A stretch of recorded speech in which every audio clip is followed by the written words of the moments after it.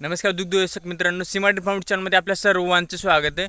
सर्वप्रथम चॅनलला कोणी नवीन असेल तर चॅनलला नक्की लाईक करा आणि आपल्या चॅनलला सबस्क्राईब करायला विसरू नका, जेणेकरून दुग्धव्यवसायासंबंधित वेगवेगळ्या प्रकारची माहिती आपल्यापर्यंत पोहोचत जाईल।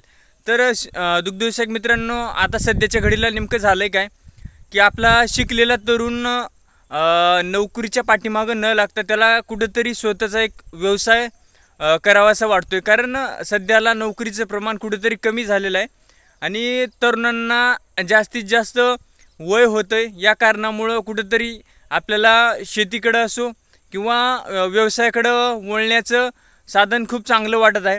परंतु आपले जे मित्र आहेत किंवा आपले जे सहकारी आहेत किंवा गावातील जे लोक आहेत ते त्याला कुठेतरी कमी लेखण्याचा प्रयत्न करतात किंवा त्याला एखादी गोष्ट करण्यापासून मागे खेचत असतात।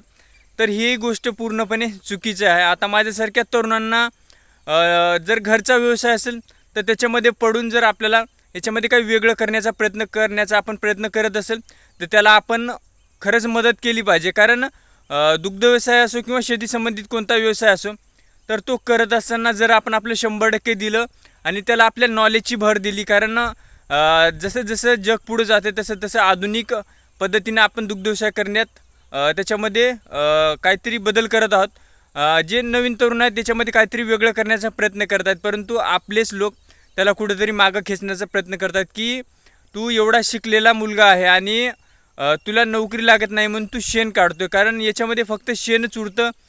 ही मानसिकता आपल्या जवळच्या लोकांची येऊन टेकलेली आहे, परंतु शेणच नेमकं का उरतं हे आपण लक्षात घेतलं पाहिजे। शेण त्यांच्यासाठी उरतं की ज्यांची मानसिकता काही करण्याची नसते आणि दुसऱ्याला पण काही करू द्यायचं नसतं। आता माझ्यासोबत पण अशाच गोष्टी घडलेल्या आहेत की याच्यामध्ये काहीही उरलं नाही, तू शिकलेला आणि याच्यामध्ये उतरतोय, परंतु जो करतो, जो मेहनतीने करतो त्याला प्रत्येक गोष्ट माहीत असते की याच्यामध्ये काय उरतं काय नाही आहे। आपल्या यशाने प्रत्येकाला दाखवून दिलं पाहिजे की याच्यामध्ये काही ना काहीतरी आहे, असं नाही आहे की फक्त लोक म्हणतात की याच्यामध्ये शेण उरतं आहे। याच्यामध्ये खूप काही आहे, फक्त आपले कष्ट प्रामाणिक असले पाहिजे।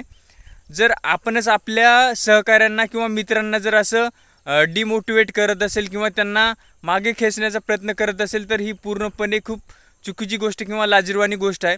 तर दुग्ध व्यवसाय करत असताना आपण एकमेकांना साथ दिली किंवा एकमेकांच्या मदतीने जर दुग्ध व्यवसाय वाढवण्याचा प्रयत्न केला तर खूप चांगली गोष्ट आहे, कारण दुग्ध व्यवसाय करत असताना सहकार्य भेटणं गरजेचं आहे। जर सहकार्याचा विषय घेतला तर आपल्याला याच्यावरती ब्रीडिंगवरती काम करायला खूप महत्त्वाची गोष्ट होऊ शकते। जर आपल्या दुग्ध व्यवसायांचे गट जर एकत्र आले तर आपल्याला स्वतःचं कंटेनर घेऊन आपल्याला चांगल्या प्रकारचं सीमन गोठ्यावरती अवेलेबल करून ठेवून चांगले ब्रीड गोठ्यावरती तयार करता येऊ शकतील।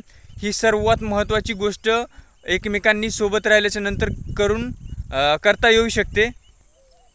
कोणताही व्यवसाय हा लॉसमध्ये जाऊ शकत नाही जोपर्यंत तो व्यक्ती स्वतः त्याच्यामध्ये कष्ट करत आहेत किंवा त्याच्या घरचे मंडळी त्याच्यामध्ये काम करत, तोपर्यंत तो व्यवसाय कधीही अपयशी ठरू शकत नाही। कारण आपले 100% नियोजन असेल आणि त्याच्यावरती आपण स्वतः काम करत असेल तर तो गोठा एक वेगळ्या उंचीवरती जाऊ शकतो। स्वतः दुधाची मार्केटिंग करणं गरजेचं आहे, कारण सध्याच्या घडीला दुधाचे रेट आपण बघू शकतो की 30 रुपयांच्या खालेले आहेत आणि सरकीचे रेट सध्या बघू शकतो की 2000 रुपयाला 50 किलोचा कट्टा झालेला आहे।